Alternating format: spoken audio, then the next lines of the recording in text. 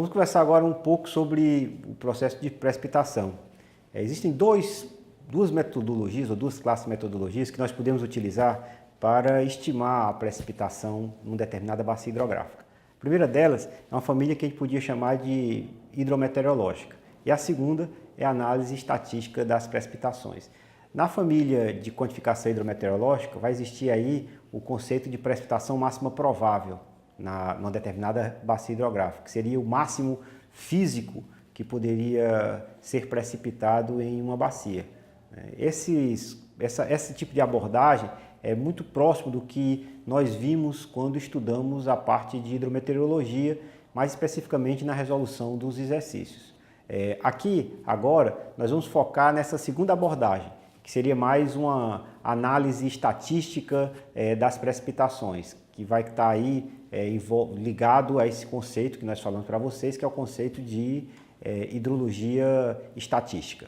Então, nós vamos agora falar um pouco para vocês sobre esses conceitos de hidrologia estatística. Qual é o objetivo? O objetivo nosso, então, é exatamente quantificar o risco associado a um determinado processo hidrológico. Então, a gente vai ter que se apropriar de uma série histórica, uma série temporal. Essa série temporal a gente vai ter dados de chuva que vão ser, por exemplo, um pluviômetro, nós vamos ter dados diários de chuva e nós vamos organizar de forma conveniente esses dados para que a gente possa ter, por exemplo, o total de chuva anual, cada ano com o seu total de chuva. E a gente vai ter então uma série temporal, ou seja, uma série de totais de chuvas que vão ser os totais de chuvas ocorridos nos diversos anos. Então a gente vai poder a partir daí aplicar, por exemplo, uma distribuição, fazer um ajuste de uma distribuição normal ou uma distribuição gama, que vai tentar identificar aí fazer um ajuste dessa distribuição de probabilidade para que a gente possa aí identificar e analisar qual é a probabilidade de acontecer um determinado evento. É disso que a gente vai tratar agora. Mas para que a gente possa começar a fazer essas análises de dados, são necessários o quê? Os dados. Tá certo? Então, a gente vai ter que adquirir os dados. Os dados de chuva vão ter que ser adquiridos. Esses dados de chuva vão ser dados que vão ser produzidos por diferentes fontes.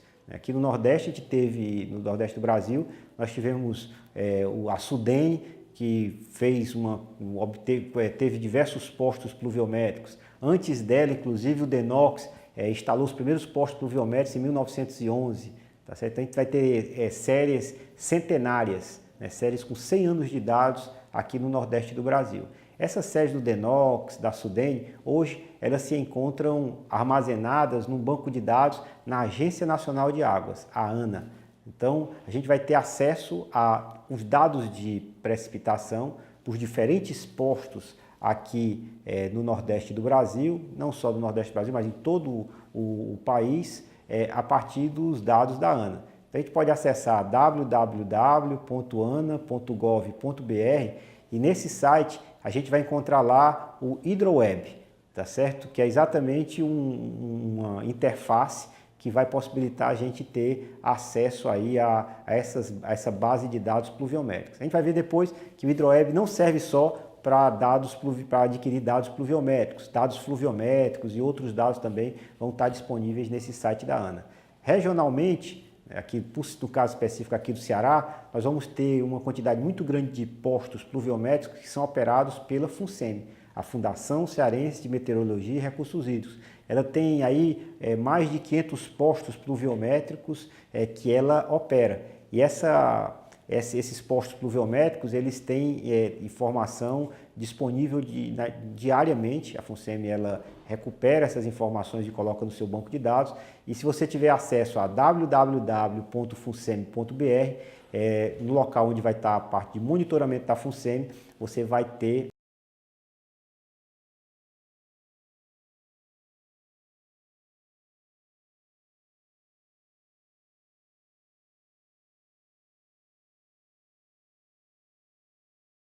começou a armazenar a sua base de dados. Então, as análises estatísticas que se seguirão, elas terão que utilizar essa base de dados de chuva. E aqui eu estou falando de chuvas medidas por pluviômetro. Medidas por pluviógrafo já são mais raras. Tem aí uma quantidade menor de postos pluviográficos no estado, na região e no país. mas a gente vai utilizar muitos dados de precipitação e eu recomendo que vocês visitem esses sites para adquirir os dados que nós vamos utilizar no decorrer da disciplina, principalmente no desenvolvimento do projeto da barragem.